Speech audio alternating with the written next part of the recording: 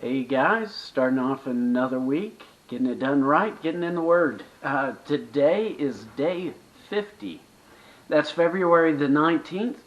For those of you doing the one-year Bible, we've got Leviticus chapter 7, verse 28 through chapter 9, verse 6, Mark chapter 3, verse 31 through Mark 4, verse 25. Got Psalms 27, correction. Psalms 37, verse 12 through 29, and Proverbs chapter 10, verse 5. Today, I wanted to look at Mark. Mark's a really short gospel, and we're going to get into the author of that later as you guys do the one-year Bible and read through it. This Mark guy that wrote this, it's really a transformational point in his life. So pretty cool stuff. But we're looking at Mark chapter 4, verse 3 through 20. 4, 3 through 20. And I'll read this out to you guys. This is the parable of the sower. Listen, a sower went out to sow. And as he sowed, some of the seed fell along the path, and the birds came and devoured it.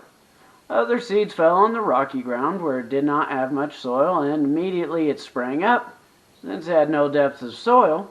And then the sun rose, and since it had no depth of soil, when the sun rose it was scorched, and it withered away. Other seed fell among thorns, and thorns grew up and choked it out, and yielded no grain.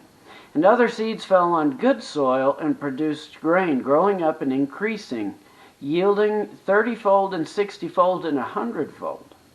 And he said, he who has ears to hear, let him hear. So this is a parable of Jesus. In other words, a story lesson. Jesus liked to do story lessons. You can get a lot from a story lesson. Sometimes we end up getting these complicated, abstract spiritual thoughts, and we're trying to figure out how to make it more tangible. And Jesus does that by using these parables and teaching in these parables, teaching in these stories.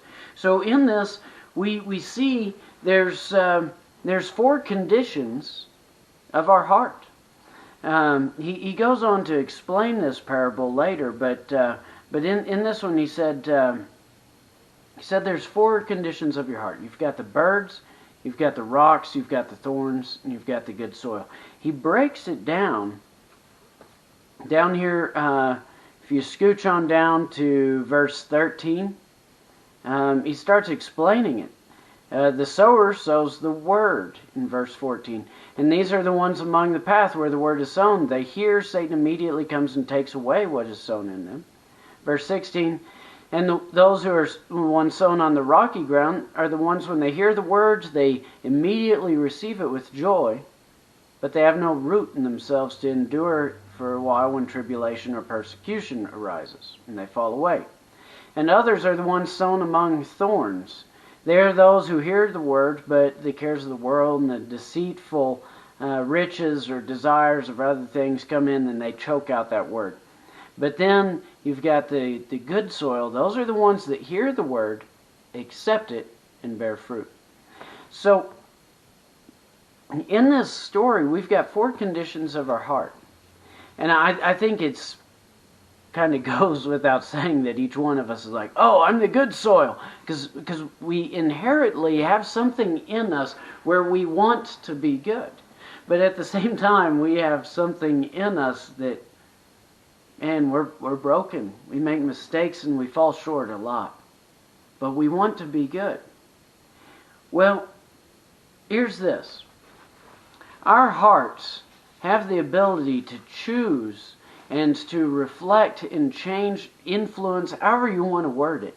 They have this ability to influence God's impact in our lives. Just in our hearts and how we receive His Word. So, yeah, we all want to have good fruit, but if we were to be real honest and sit down, what kind of soil is your heart? What kind of soil is my heart? The only way to know for sure Because me wanting to be good, that I now give a biased opinion. The only way to know for sure is to look at the produce, look at the harvest. What is coming from my life? If I were to stop and think, do I have people who are closer to God because of me? Who are closer to Christ because of me? Who are going to heaven because of me? That's my fruits. That's my produce. Do I have that? Because it says the good soil has that produce. The others don't. So if you don't have that produce, you might be one, maybe a mixture of the other soils. Maybe you've got some good soil in there that's just got mixed in a bunch of junk. But I just want to encourage you. If you look at your life, you take that quick time out, and you're not really seeing that produce, don't get mad, don't give up. Just give your heart to God. And begin to allow Him to use you where you're at to grow that produce. I think here in America, we're probably very easily a mix of the rocky soil and a mix of the weeds. I don't really see the birds so much with most of the people I overlap with, but that rocky soil where we really want to do good, we bring it in, and then this other stuff just seems better.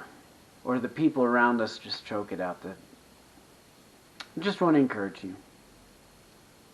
Analyze it, pray about it, and then just figure out how you can give just a little bit more each day to Jesus Christ.